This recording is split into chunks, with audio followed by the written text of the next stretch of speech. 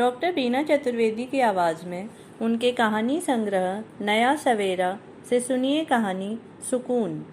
यह कहानी गरीब अमीर और जाति धर्म के भेदभाव की है। इस कहानी का नायक कॉलेज में साथ पढ़ने वाली दीक्षा नाम की लड़की से प्यार करता था। दीक्षा एक काम वाली की लड़की थी, मगर एक कोचिंग सेंटर चलाने वाले व्यक्ति ने उसे मुंह बोली बेटी बनाकर पढ़ाया लिखाया था। भविष्य में उसकी शादी साक्षी से हुई, मगर वह दीक्षा को कभी भुला नहीं सका था। सुनिए कहानी सुकून। मैं आपके बारे में सब कुछ जानती हूँ। मेरे आने से पहले आपके जीवन में किस किस से नज़दीकी संबंध थे, आप किस तरह से रहते थे, आज मैं सब कुछ सुनना चाहती हूँ। मैं आपकी ज़िंदगी से संबंधित किसी भी बात का बिल्कुल बुरा नहीं मानूंगी। मेरी ओर से आप निश्चिंत रहकर मुझे सब कुछ बताइए प्लीज़। एक दिन साक्षी मेरे पीछे पड़ गई थी। मैंने अपनी पत्नी साक्षी को बहुत टाला, मगर वह नहीं मानी। अतः मुझे बचपन से लेकर युवावस्था तक की संपूर्ण जीवन कहानी उसे सुनानी पड़ी। मैंने उससे कहा कि मेरे जीवन में कोई भी अप्रत्याशित घटना नहीं हुई थी, बस तुम्हें मेरी बातों पर विश्वास करना होगा। जब मैं उसे सब कुछ सुना रहा था तो बीच में ही उसने टोकते हुए मुझसे पूछा कि बस आप तो मुझे यह बताइए कि आपके अपने जीवन में पहला प्यार कब और किससे किया। मैं और अधिक बातें नहीं सुनना चाहती। मैं उसके दिलो दिमाग में कुलबुला रहे कीड़े से बन रही उसकी मन स्थिति को भांप गया और मेरी जिंदगी के जिस विषय के बारे में वह सुनना चाहती थी मैं उसे सुनाने लगा।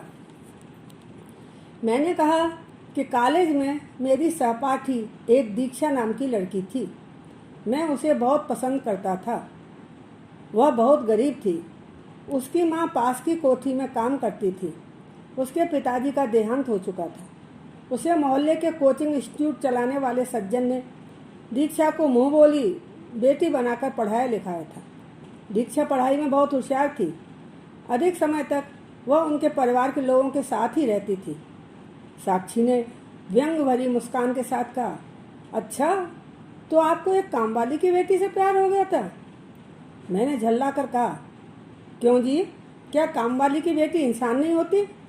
इससे इश्क करना गुनाह है क्या?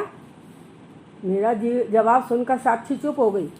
मैंने कहा, दीक्षा जितनी मेधावी छात्रा थी उतनी ही खूबसूरत उसका व्यक्तित्व था। हालांकि वह मेरे साथ पढ़ती थी, हंसती थी, बोलती थी, लेकिन उसके चेहरे पर उसका दर्द भरा जीवन हमेशा जीवित रहता था।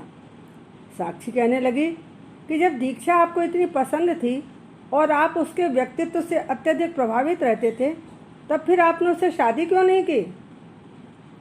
मैंने कहा कि हम दोनों के बीच जातियों के जंजाल का कटीला झाड़ मौजूद था। मैं इस कटीले तारों के जंजाल को तोड़ देना चाहता था। कटीले झाड़ के उस पार पहुंचकर उससे मिल जाना चाहता था, मगर शायद विधाता को मंजूर नहीं था। जाल के इस ओर मैं था और उस ओर वह थी। बीच में बहुत बड़ी खाई थी। हम दोनों के भाग्य में एक होना लिखा ही नहीं था। दीक्षा की माँ एक झुग्गी झोंपड़ी में रहती थी। उस जगह को एक बिल्डर ने खरीद रखा था। बिल्डर के गुंडे आए दिन उस झुग्गी झोंपड़ियों वाले लोगों को डराते धमकाते रहते थे। हालांकि दीक्षा इंस्टीट्यूट चलाने वाले सज्जन के घर में रहती थी, लेकिन सप्ताह में एक आध दिन वह अपनी माँ और भाई बहन के साथ झुग्गी में रहने के लिए चली जाती थी। गरीब और अमीर तथा जाति और धर्म का भेदभाव हमेशा ही से समाज में कोढ़ की बीमारी की तरह फैला रहता है। इसी बीमारी के जाल में फंसकर दीक्षा के पिता, चाचा, चाची और दादाजी मारे गए थे। गांव की ऊंची जात और धनाढ्य वर्ग के लोगों ने इन पर हमला बोलकर इन सबको मौत के घाट उतार दिया था।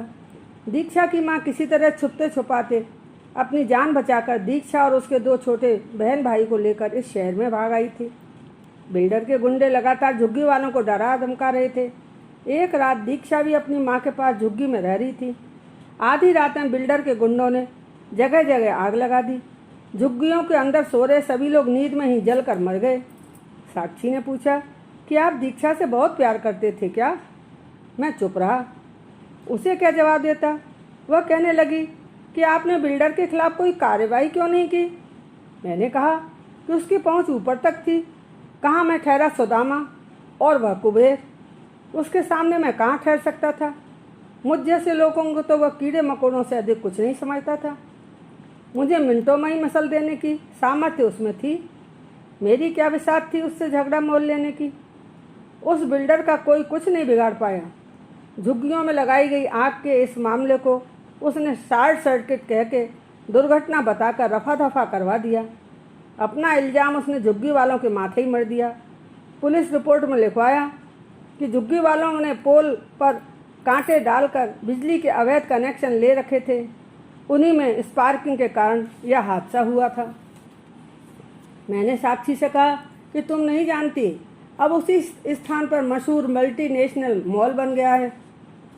वहाँ पर मल्टीनेशनल कंपनियों की चमचमाती अनगिनत दुकानें हैं, लिफ्ट है, एस्केलेटर्स है, पार्किंग है और खूबसूरत पेड़ पौधों से सजा धजा माल सबको अपनी ओर आकर्षित कर रहा है। मेरी दीक्षा का वह कातिल है।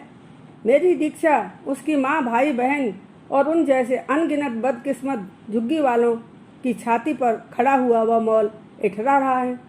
इस माल के बनने के पीछे इस दर्दनाक कहानी को लोग भूल चुके हैं। साक्षी पूछने लगी कि अब आप जब वहाँ से गुजरते हैं तब आपको कैसा लगता है।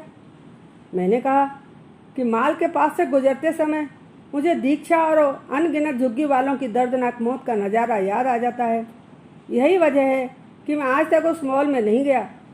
मेरे साथी उस मॉल की तारीफ करते हुए मुझसे हमेशा आग्रह करते हैं कि एक बार चलकर तो देखो, तबीयत प्रसन्न हो जाएगी मॉल का दीदार करके। मैं उन्हें कैसे बताऊं कि वहां न जाने का क्या कारण है। मेरी कितनी यादें उस स्थान से जुड़ी हैं। इस मॉल का निर्माण कितने लोगों की लाशों पर हुआ है। मैं अपने पैरों के नीचे यादों की जमी हुई झील की पतली परत को चटकते हुए देखता हूँ, सुनता हूँ। डूबने का खतरा मंडराने लगा था। मैं अपने मन को समझाने का भरसक प्रयास कर रहा था।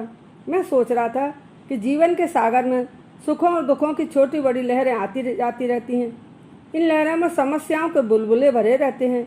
जिनके दिल समय के पहियों के नीचे दबकर चूर चूर हो जाते हैं, उन्हें यह बुलबुले शाश्वत सत्य लगते हैं। समय के पहिए को फूल सा हल्का बना देने वाले जानते हैं कि बुलबुलों का कुछ ही पल में फूट जाना शाश्वत सत्य है। समझदार लोग अपनी झोली में जीवन रूपी सागर की समस्याओं रूपी बुलबुलों को नहीं भरते, बल्कि सागर की लाई हुई सीपियाँ, शंख, मोती, कौड़ियाँ रूपी खुशियाँ अपने दिल में बसा लेते हैं। ऐसे लोगों को हर आने वाली लहर दूसरी लहर का सामना करने के लिए मजबूत बनाती है। साक्षी कुरेद कुरेद कर मुझसे वह सब पूछना चाहती थी जो उसके दिलो दिमाग में छाया हुआ था।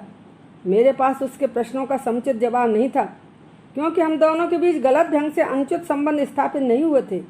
अतः मैं उसे कैसे बताता। दीक्षा का स्थान मेरी स्मृतियों में ही सीमित होकर रह गया था, जबकि साक्षी मेरी धर्मपत्नी थी, मेरे बच्चों की माँ थी। मैं साक्षी को बहुत प्यार करता था। मैंने उसे पूर्ण रूप से पत्नी का दर्जा दिया था। शायद वह सब समझ गई थी और उसने सब झेल भी लिया था। बहुत बड़ा कलेजा था उसका। उसके मन में पनप रहा संदेह का बीज अब समाप्त हो गया। इस बातचीत के बाद हमारी ज़िंदगी में, या यूं कहें हमारे जीवन में, बहुत बदलाव आया। आज ऑफिस में मन नहीं लग रहा था। घर पहुंचने की बहुत इच्छा हो रही थी, अतः मैं ऑफिस से जल्दी ही निकल आया। बस आई मगर ठठासर भरी हुई थी। फिर भी मैं सिटी बस में चढ़ गया और ड्राइवर के पास वाली सीट पर बैठ गया।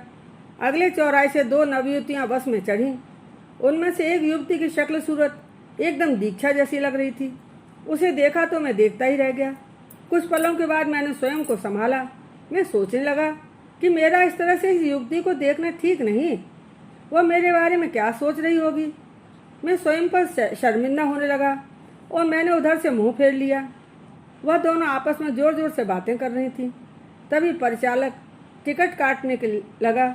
अब दोनों में किराया देने की होड़ सी लग गई। उन दोनों के इस व्यवहार पर सबको हंसी आ रही थी। अगले स्टॉप पर दोनों उतर गईं। मेरे मन में एक ही सवाल मुझे लगातार परेशान कर रहा था कि एकदम दीक्षा के शक्ल सूरत जैसी वो लड़की कौन हो सकती है। मैंने उस सीट पर अपनी नज़र डाली जिस पर वह युवती बैठी हुई थी। मैंने देखा कि सीट पर उसका पर्स छूट गया था। वह दोनों बातों में अत्यधिक व्यस्त थी। शायद उन्हें कहीं जाने की जल्दी थी, इसी कारण उन्हें ध्यान नहीं रहा होगा।